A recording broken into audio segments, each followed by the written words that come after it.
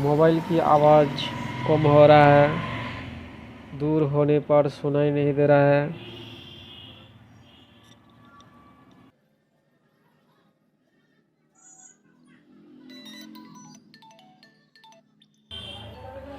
इस समस्या के समाधान के लिए आपको पूरा वीडियो देखना होगा।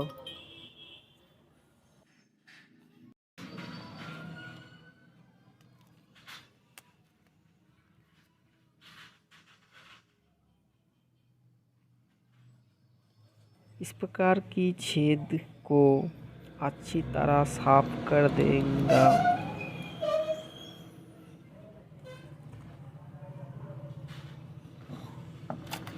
ये काम आप घर बैठे बिना किसी परेशान के कर सकते।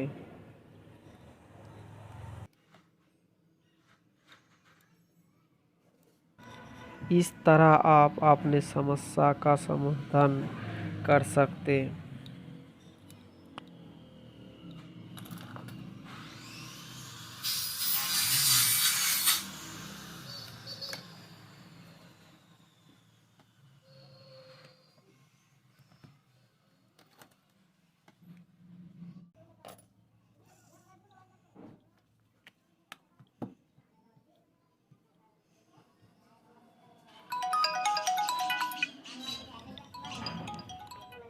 अब आवाज़ ज़्यादा तेज़ है।